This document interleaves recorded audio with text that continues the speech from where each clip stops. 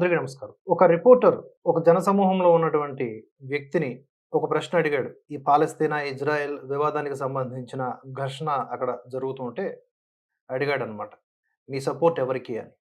దానికి ఆయన స్పష్టంగా "నేను భారత్ మాతాకి జై అనను అండ్ భారత్‌కి జై అనను. నేను పాలస్తీనాకి మాత్రం జై అంటానని" చెప్పాడు. కుండబద్దలు కొట్టినట్టు. ఏమాత్రం మొహమాటం లేదు. ఇటువంటి ధోరణి, ఇటువంటి ఆలోచన విధానం చాలామంది కనబరుస్తూ ఉన్నారు. ఇన్‌ఫ్లుయెన్స్ ఎక్కడవుతున్నారో తెలీదు. ఎలా వీరంతా తయారవుతున్నారో తెలీదు గానీ, ఉన్న నేల, కన్న నేల ఏదైతే ఉందో దీనిపైన విద్వేషం, ఎక్కడో ఒక ముక్క దానిపైన ప్రేమ, దాని గురించి మానవతావాదం. చాలా విచిత్రంగా ఉంటుంది ఈ వ్యవహారం. కానీ ఇది ఒక హెచ్చరిక, ఒక ప్రమాదం కూడా భారత్‌కి. ఓ చిన్న వీడియో క్లిప్ ముందు చూద్దాం. गलत है भाई साहब। नहीं बोलेंगे। आपसे इतने उम्र में इतने बोलेंगे हम। क्या रहे हैं, समझ क्यों रहे हैं? बोलेंगे हम? क्यों नहीं नहीं बोलेंगे हम। क्यों नहीं बोलेंगे? नहीं बोलेंगे ना। फिलिस्तीन जिंदाबाद बोल देंगे, भारत माता की हाँ बोल देंगे जरूर बोलेंगे। तो फिलिस्तीन ज्यादा अपना है या भारत?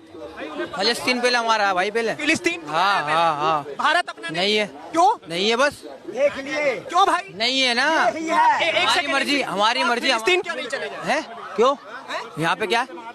यही है जिहादी, इसी को పూర్తి వీడియో లేనప్పటికీ మనకైతే ఒక విషయం క్లారిటీ వస్తోంది. ఏమిటి అంటే అడిగిన ప్రశ్నకి సూటిగా చెప్పినటువంటి సమాధానం. భారత్ మాతాకి జై అని అనను, కానీ పాలస్తీనాకి మాత్రం జై కొడతాను అన్నాడు. ఎందుకంటే మేరీ మర్జీ అన్నాడు ఆయన. దానికి గల కారణం స్పష్టంగా పూర్తి స్థాయిలో నెత్తికెక్కినటువంటి మతం కావచ్చు. అంటే ఎక్కడ ఏ ఇతర దేశాల్లో ఉన్నా వాడు మన మతపోడు అయితే చాలు మనవాడే. మనం ఏ నేలపైన ఉన్నామో అక్కడ మన మతపోడు కానివాడు మనవాడు కాదే. ఇలాంటి లెక్చర్స్, ఇలాంటి టీచింగ్స్ నేర్పించే చోటు ఏదో అక్కడికి వెళ్ళి ఈ సమస్యను సాల్వ్ చేయాల్సిన అవసరం ఉంది. చిన్నప్పటి నుంచి కూడా ఈ విధంగా బ్రెయిన్ వాష్ చేస్తే రేపొద్దున వాళ్ళు ఎలా తయారవుతారు? ఇటీవల ఆపరేషన్ సింధూర్‌లో కీలక పాత్ర పోషించినటువంటి సోఫియా ఖురేషి ఒక ముస్లిం, అబ్దుల్ కలాం గారు ఒక ముస్లిం, ఈ దేశం కోసం ప్రాణాలు విడిచినటువంటి పరమవీర చక్ర అబ్దుల్ హమీర్ గారు ముస్లిం, అలాగే ఇటువంటి వాళ్ళు కూడా ముస్లిం. అయితే పాలస్తీనాకి జై కొట్టిన వాళ్ళు కేవలం ముస్లిమ్సే ఉన్నారా? హిందువుల్లో కూడా ఉన్నారు. అంటే హిందుత్వం నుంచి పక్కకు జరిగిపోయి వేరే భావజాలాలను ఎక్కించుకున్నటువంటి పెద్ద పెద్ద యూనివర్సిటీల్లో చదివేటటువంటి విద్యార్థులు కూడా ఆయా దేశాల్లో ఈ జెండాలు పట్టుకొని పట్టాలు పుచ్చుకుంటున్నటువంటి వీడియోలు కోకొల్లలుగా కనిపించాయి. కనుక ఇక్కడ సమస్య రూట్‌లో ఉంది.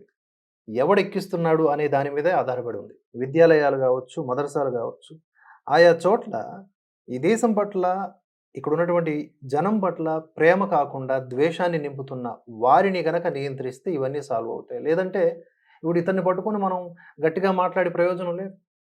ఇలాంటి వాళ్ళు ఎంతమందో. అంతెందుకు, అసదుద్దీన్ ఓవైసీ గారు ఉన్నారు. విదేశాలకు వెళ్ళి మరి ఆయన పాకిస్తాన్‌ని ఎండగట్టారే. పాకిస్తాన్ వాళ్ళు కూడా ముస్లిమ్సే కాబట్టి మనం బరంపురం అనేలాగా ఆయన మాట్లాడలేదే. తూర్పారబట్టారు. మామూలుగా కాదు. ట్రోలింగ్ నెక్స్ట్ లెవెల్‌లో ఉంది. ఇప్పుడు ఆయన ఇంటెన్షన్ వేరే, లేకపోతే ఇంకోటి అని చెప్పేసి ఈ విశ్లేషణలు పక్కన పెడదాం. బయటికి ఏం మాట్లాడుతున్నారు అనేది కూడా మనకి ఇక్కడ ముఖ్యం.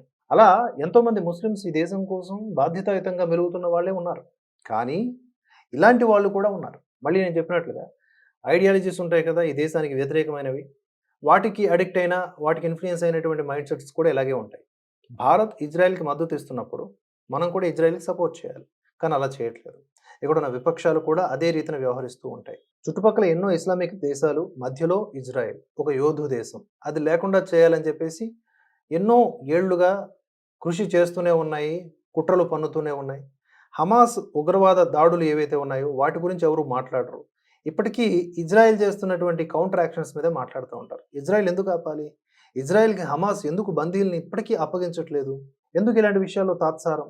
క్వెషన్ చేయాల్సినటువంటి అవసరం ఉంది కదా!